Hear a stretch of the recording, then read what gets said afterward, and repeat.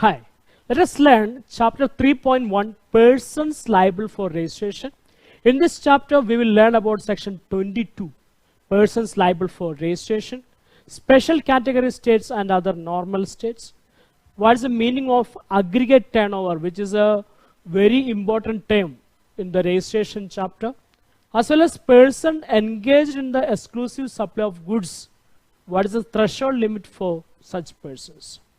So a question arises, which all persons has to take GST registration? Whether all business persons has to take registration? Or is there any threshold limits based on the turnover or annual sales, etc.? So that we will see in this chapter. So all persons who are liable to get registered should get registration as per the GST Act. And they will get a GST identification number and GST registration certificate. Let us take what are the advantages of taking registration in GST. These are the advantages. The first thing is they will be recognized as a legal supplier of goods or services. They will be legally recognized. Then they will be legally authorized to collect tax from their customers. Without registration, you cannot collect tax. Then they can pass on the credit of the taxes paid on the goods or services supplied to their customers or recipients. Then he can claim input tax credit whenever they purchase any goods or services. So these are various advantages of taking registration. Then let us understand who is a taxable person. As per section 2 subsection 107 of the CGST Act, a person who has taken registration as per the GST Act or who is liable to get registration. See, if a person is responsible to get registration but he didn't took registration, then also he will be treated as a registered person or a taxable person. Sorry, I'm the taxable person. Taxable person. Let us understand what does it mean. Section 2 subsection 107 of the GST Act define the term taxable person. It includes the persons who have already registered in GST or who is liable to get registration. Suppose a person's turnover is exceeding the threshold limits fixed by the GST law. Then he is liable to get registration. Suppose he didn't took the registration. In that case also he will be treated as a taxable person and all provisions of the GST law will be applicable. Then let us take persons liable for registration as per section 22. Okay. So two sections are important, section 22 and 24. 22 is normal persons who are liable for registration. So section 22 specifically explains the persons who are required to be registered under GST law.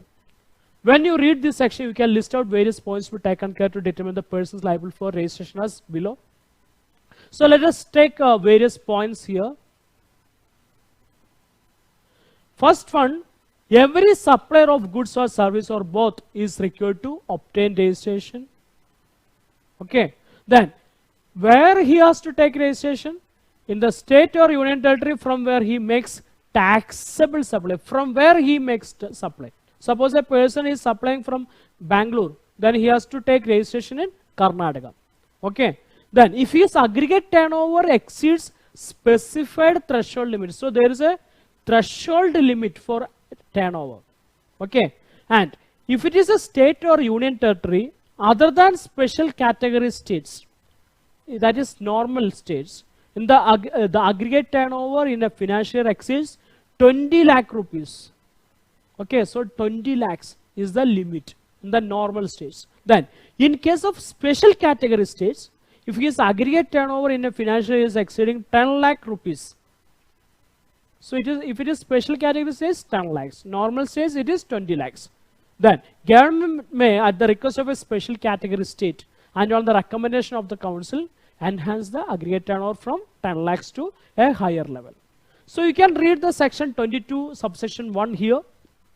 Then let us go directly to the applicable threshold limit. In the applicable threshold limit, Persons need to register only when the total turnover of the financial year exceeds the threshold limits. So we had seen, see the normal states 20 lakhs and special category states 10 lakhs. Okay. So what do you mean by special category states? See, you need to refer Indian Constitution, Article 279A4G. Special category states comprises the states such as Arunachal Pradesh, Assam, Manipur, Meghalaya, Mizoram, Nagaland, Sikkim, Tripura, Himachal Pradesh and Uttarakhand. However, there is a specific explanation as per the GST law. As per explanation 3 of section 22, for the purpose of registration in GST law, only Mizoram, Tripura, Manipur and Nagaland, only 4 states are taken as special category states. Okay, so that is as per the notification number 2/2019 CT dated 29 January 2019. Then, after understanding the threshold limits, let us come to the term aggregate turnover. Turnover in common parlance is the total only of the business. The term aggregate turnover is defined under section 2 subsection 6 of the CGST Act. So you can read the definition there.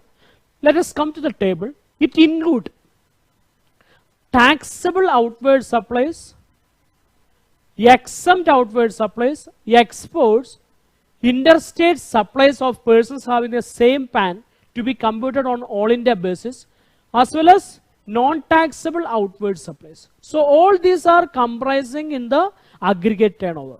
And what it excludes?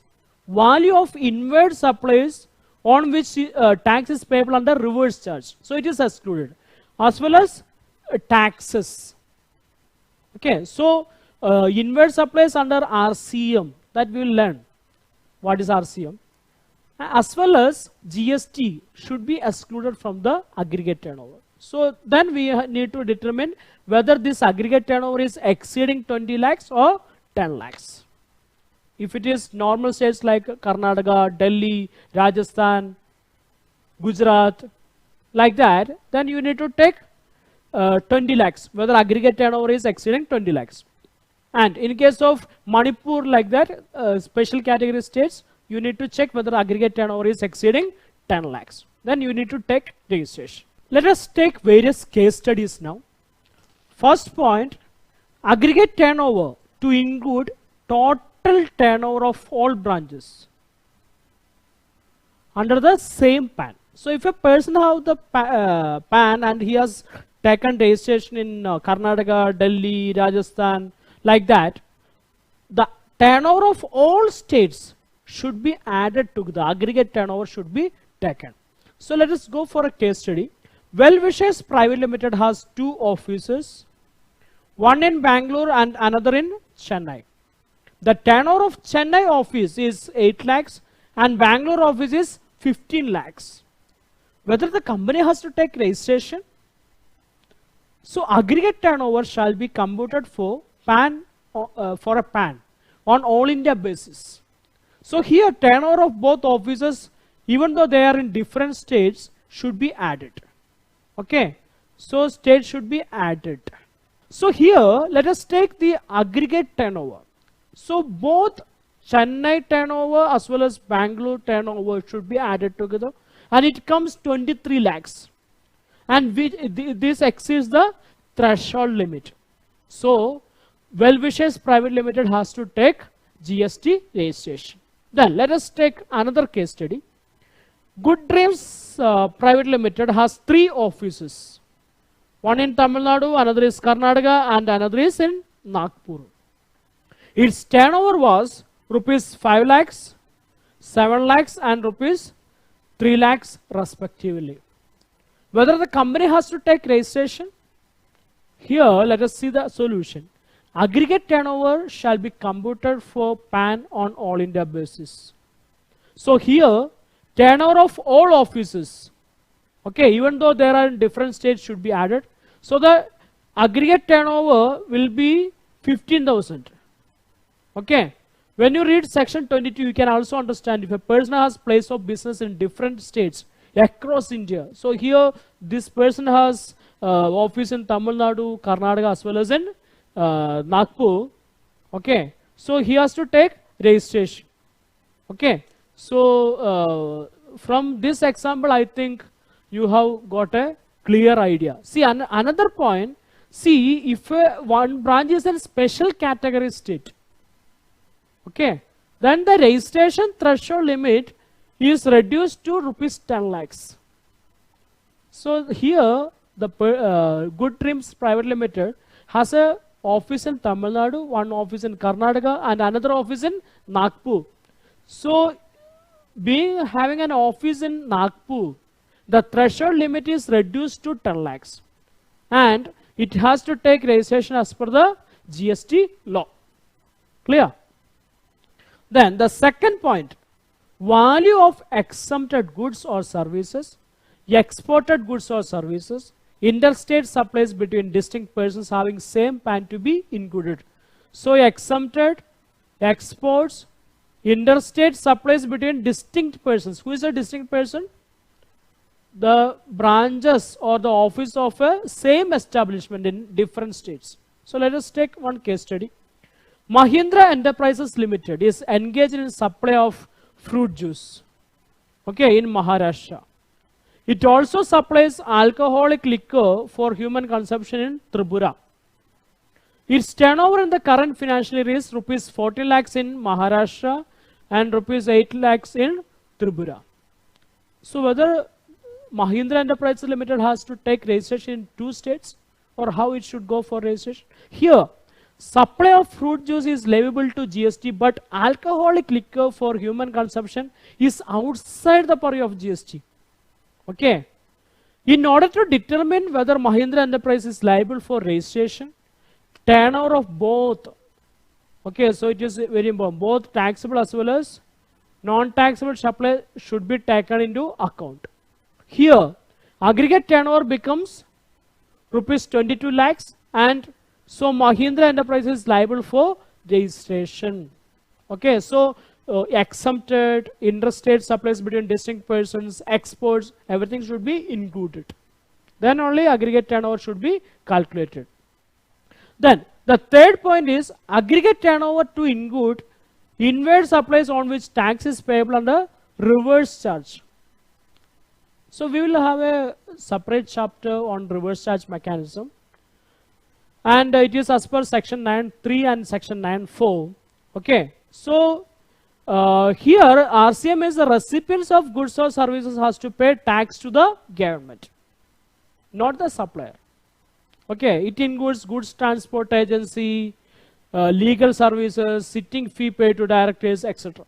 Okay. So let us take the case study. Mahindra Enterprises Limited paying fee to Advocate Ramakrishna for legal services provided. Legal services provided by advocate or firm of advocate is subject to reverse charge mechanism. So Mahindra Enterprises Limited how to pay GST to the government for such amount. Okay, so here the service is getting from Advocate Ramakrishna to Mahindra Enterprises Limited, and Mahindra is paying consideration price to Advocate Ramakrishna. So who is the recipient? Mahindra is getting the service from advocate. So recipient is Mahindra, but Mahindra is liable to pay GST to the government as per RCM. Okay, but the same will not form part of the aggregate turnover of Mahindra.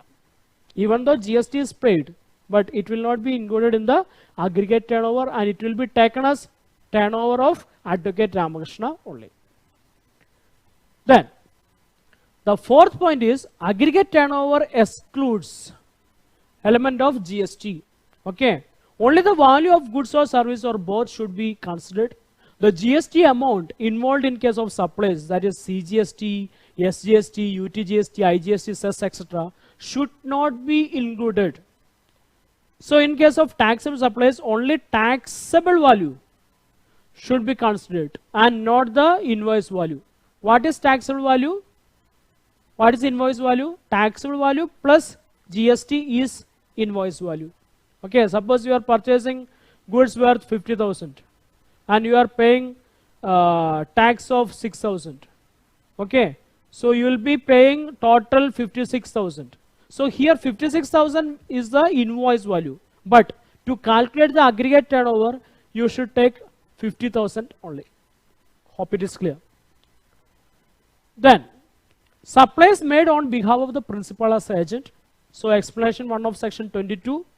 The expression aggregate turnover shall include all supplies made by the taxable person, whether on his own account or made on behalf of all his principals. Okay, so let us take the case study. Mahindra Enterprises Limited appoints Messrs. Roshni Traders as its agent. So Roshni is the agent. Messrs. Roshni Traders makes supply of goods on its own account rupees 23 lakhs and as well as on behalf of Mahindra Enterprises Limited rupees 8 lakhs. 23 and 8 lakhs. Okay. So here what will be the aggregate turnover? It will be 31 lakhs for Roshni Traders. Okay. Both as his own sales as well as an agent. So both should be added. So the aggregate turnover will be 31 lakhs. Then another point, persons engaged in exclusive supply of goods. This is as per, see, exclusive supply of goods, goods traders. Then notification number 10/2019, CT dated 7th March 2019. Any person who is engaged in exclusive supply of goods and whose aggregate turnover in the financial year does not exceed rupees 40 lakhs is exempted from registration as per the said notification. But this exemption is not available for persons required to make compulsory registration as per section 24, persons engaged in making supplies of ice cream and other edible ice whether or not containing cocoa, pan masala, and all goods of chapter 24 like tobacco and manufactured tobacco substitutes. Okay. Then persons making intrastate supplies in specified states. Okay. Then persons who have opted for voluntary registration or such registration, the person who intend to continue with their registration under the CGST Act, who has taken voluntary registration. So other persons has a right to go for 40 lakhs threshold limit if they are exclusively dealing in goods. Clear? So let us summarize this here. This is a first category. Let us put A, this is B, this is C. States with a threshold limit of rupees 10 lakhs or both for goods and services, Manipur, Mizoram, Nagaland and Tripura. Then coming to B category, states with a threshold limit of rupees 20 lakhs for both goods and services. That is Arunachal Pradesh, Meghalaya, Sikkim, Uttarakhand, Puducherry and Telangana. Then states with a threshold limit of rupees 20 lakhs for services and rupees 40 lakhs for goods. That include Jammu and Kashmir, Assam, Himachal Pradesh and all other states. So there is such a classification as per notification number 10/2019 dated 7th March 2019.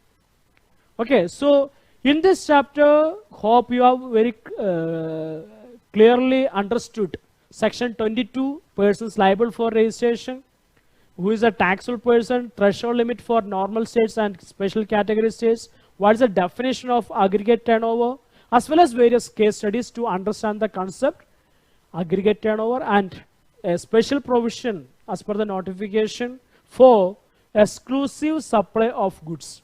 Okay, so hope it is clear to you. Thank you.